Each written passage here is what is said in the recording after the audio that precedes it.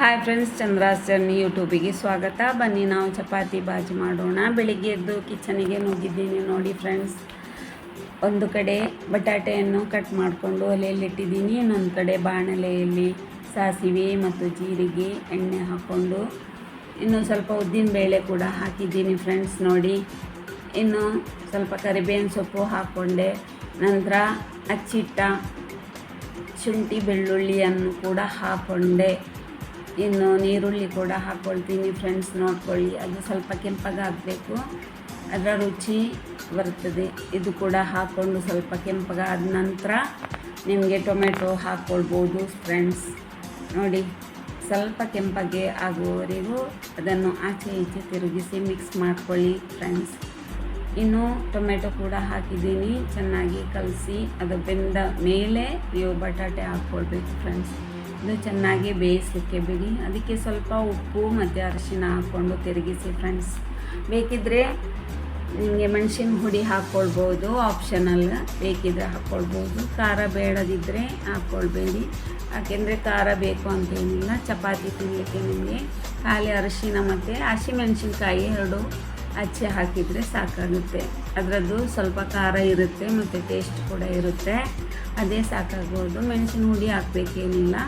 ಇನ್ನು ಕೆಲವರು ಮೆಣಸಿನ ಹುಡಿ ಕೂಡ ಹಾಕ್ತಾರೆ, ಆ್ಯಂಡ್ ಇದು ಕೂಡ ಗರಂ ಮಸಾಲೆ ಹುಡಿ ಕೂಡ ಹಾಕ್ತಾರೆ, ಅದು ಕೂಡ ಚೆನ್ನಾಗಿ ಬರುತ್ತೆ.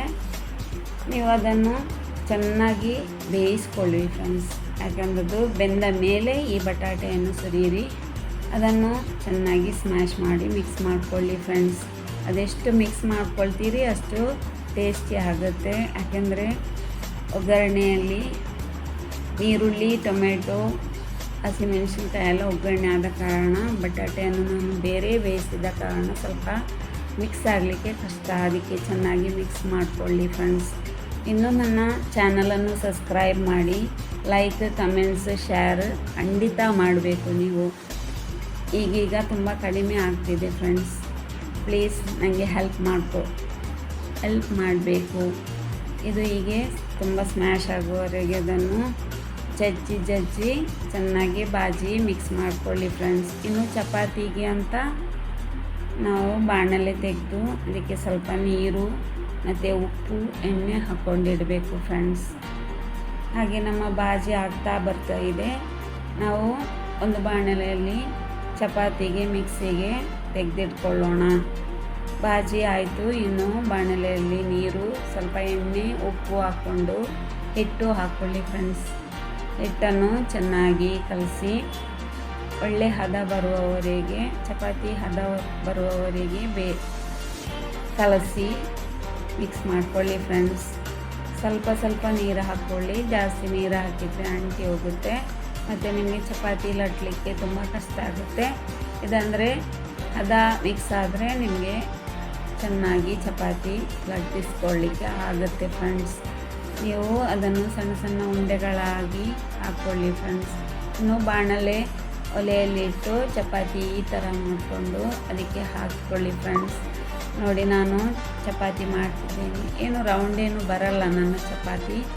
ಡೈಲಿ ಮಾಡುವವರಿದ್ದು ಚಪಾತಿ ರೌಂಡಾಗಿ ಬರುತ್ತೆ, ಅಂದರೆ ಇದು ಸ್ವಲ್ಪ ಆಚೆ ಈಚೆ ತಿರುಗ್ತಾ ಇದೆ ನೋಡಿ, ಸರಿಯಾಗಿ ರೌಂಡ್ ಬರಲ್ಲ. ಆದರೂ ಪರವಾಗಿಲ್ಲ, ಚಪಾತಿ ಥರ ಬರುತ್ತೆ, ತೊಂದರೆ ಇಲ್ಲ ಫ್ರೆಂಡ್ಸ್. ಹೇಗೂ ತಿಂದರೆ ಹೊಟ್ಟೆಗೇನು ಅದೇ ರೀತಿ. ಅಷ್ಟು ರೌಂಡ್ ಬರಲಿಲ್ಲ. ಕೆಲವರದ್ದು ಚಪಾತಿ ಒಳ್ಳೆ 0 ರೌಂಡ್ ಬರುತ್ತೆ, ನಂದು ಆ ಥರ ಬರಲ್ಲ, ಸ್ವಲ್ಪ ಆಚೆ ಈಚೆ ತಿರುಗ್ತದೆ ಫ್ರೆಂಡ್ಸ್. ನೀವು ಚಪಾತಿ ಯಾವ ಥರ ಮಾಡ್ತೀರಿ ಅಂತ ನನಗೆ ಕಮೆಂಟ್ಸ್ ಮಾಡಿ ತಿಳಿಸಿ ಫ್ರೆಂಡ್ಸ್. ಅದೇ ರೀತಿ ಇದನ್ನು ಸ್ವಲ್ಪ ಬೆಂದ ಮೇಲೆ ಒಲೆಯಲ್ಲಿ ಸೀದಾ ಇಟ್ಟರೆ ಇಷ್ಟು ಉಬ್ಬಿ ಬರುತ್ತೆ ಫ್ರೆಂಡ್ಸ್. ಹಾಗೆ ನಮ್ಮ ಚಪಾತಿ ಕೂಡ ಆಯಿತು. ಇನ್ನು ಬಾಜಿ, ಚಪಾತಿ ಎಲ್ಲ ಮಿಕ್ಸ್ ಮಾಡಿಕೊಂಡು ಚಹಾ ಮಾಡಿ ಮಕ್ಕಳನ್ನು ಕರೆದು ಚಹಾ ಕೊಡಲಿಕ್ಕೆ ಇದೆ. ನೀವು ಕೂಡ ಚಪಾತಿ ಬಾಜಿ ಮನೆಯಲ್ಲಿ ಮಾಡಿ ತಿನ್ನಬೇಕು ನೋಡಿ ಫ್ರೆಂಡ್ಸ್. ಚಪಾತಿ ಆಯಿತು, ಬಾಜಿ ಆಯಿತು. ನನ್ನ ಚಾನಲನ್ನು ಸಬ್ಸ್ಕ್ರೈಬ್, ಲೈಕ್, ಕಮೆಂಟ್ಸ್ ಕೊಡಿ. Thank you friends.